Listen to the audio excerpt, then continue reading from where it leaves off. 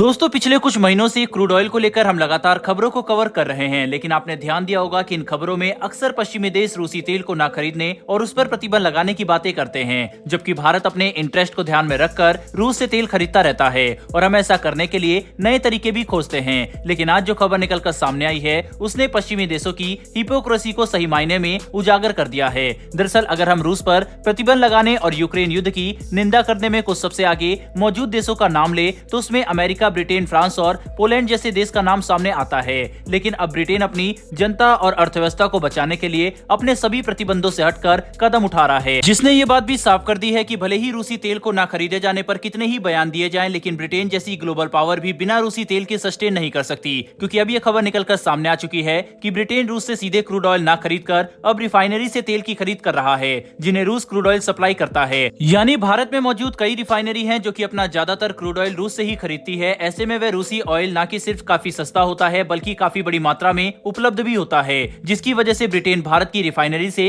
काफी बड़ी संख्या में रूसी तेल की खरीद कर रहा है। मतलब हम ये बात साफ तौर पर कह सकते हैं कि आधिकारिक तौर पर तो ब्रिटेन रूस की निंदा करता है, लेकिन पिछले दरवाजे से लगातार रूसी तेल की खरीद कर रहा है, जिसमें भारत सबसे महत्वपूर्ण है क्योंकि कोई भी पश्चिमी देश फिलहाल रूसी तेल की खरीद को तैयार नहीं, जिसने रूस को अपनी ऑयल सप्लाई भारत और चीन जैसे देशों की तरफ मोड़ने पर मजबूर किया। भारत ने इसका पूरा फायदा उठाया और आज हम यही रूसी तेल पश्चिमी देशों को भी निर्यात कर रहे हैं। साथ ही अगर आप ये जानना चाहते हैं कि भारत आखिर रूस से कितना क्रूड ऑयल खरीद रहा है तो इसका अंदाजा आप सिर्फ दो बातों से लगा सकते हैं। पहला कि रूस मात्र 10 महीनों में ही भारत का सबसे बड़ा ऑयल सप्लायर देश बन चुका है, जिसके तहत रूस ने इराक और सऊदी अरब जैसे पारंपरिक सप्लायर को भी पीछे छोड़ दिया था। मौजूदा समय में रूस भारत की कुल तेल जरूरतों का लगभग 25% तक सप्लाई कर रहा है, जो कि काफी बड़ी बात है। इसके अलावा दिसंबर के महीने में भारत ने रूस से प्रतिदिन 10 लाख बैरल क्रूड ऑयल का निर्यात किया, जिसने ये सुनिश्चित किया कि भारत के पास पर्याप्त संख्या में क्रूड ऑयल मौजूद हो। वहीं हम इन्हें निर्यात करने की भी स्थिति में बने रहें। इतना ही नहीं बल्कि भारत बैकडोर का इस्तेमाल करके पश्चिमी देशों को रूसी क्रूड ऑयल तो सप्लाई कर ही रहा है, साथ ही हम इसी क्रूड ऑयल से बने हुए कई तरह के पेट्रोकेमिकल और पेट्रोलियम प्रोडक्ट का भी निर्यात कर रहे हैं। वहीं पर ऐसे में आपको ये बात भी समझनी पड़ेगी कि ब्रिटेन द्वारा भारतीय रिफाइनरी से रूसी तेल की खरीद करना ब्रिटेन के कानून के हिसाब से गैर कानूनी नहीं है, बल्कि ये पूरी तरह से लीगल सिस्टम है, जिसे आप ब्रिटेन द्वारा रूस पर लगाए गए प्रतिबंधों में एक लूप होल के तौर पर भी देख सकते हैं, जिसे जानबूझकर कायम रखा गया है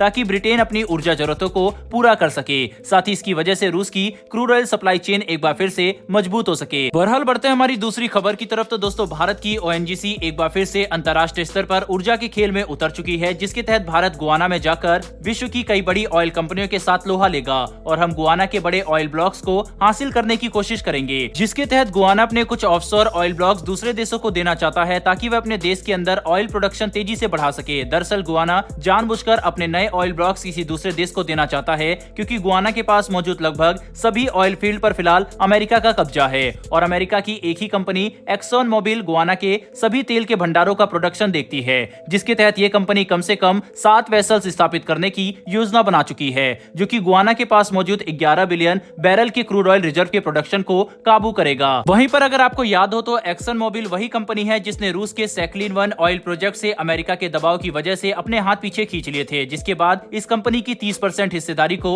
रूस ने अपनी लोकल कंपनी को दे दिया और अब इस प्रोजेक्ट में रूस, भारत और जापान ही मौजूद हैं। यानी भारत का सीधा सामना अब इस कंपनी से होने वाला है, जिसने रूसी प्रोजेक्ट में मौजूद अपनी हिस्सेदारी को छोड़ दिया था। इसी वजह से ओएनजीसी अपनी पूरी तैयारी कर रही है। वैसे दोस्तों आपको क्या लगता है कि क्या भारत को इस अमेरिकी कंपनी के खिलाफ जाकर अपनी पूरी कोशिश करनी चाहिए ताकि हम गुआना के एनर्जी सेक्टर में एक बड़ी एंट्री कर सके, क्योंकि गुआना के पास विश्व के कुछ सबसे बड़े ऑयल रिजर्व मौजूद है जो कि भारत के लिए काफी फायदेमंद साबित हो सकते हैं। आप इसके बारे में क्या सोचते हैं? अपनी राय कमेंट बॉक्स में लिखकर जरूर बताइएगा। साथ ही हमारी आने वाली डेली डिफेंस और वर्ल्ड अफेयर से जुड़ी ऐसी वीडियो के लिए चैनल को सब्सक्राइब कर बेल नोटिफिकेशन को अवश्य दबा लें। फिर मिलेंगे ऐसी एक नई वीडियो के साथ। धन्यवाद। जय हिंद।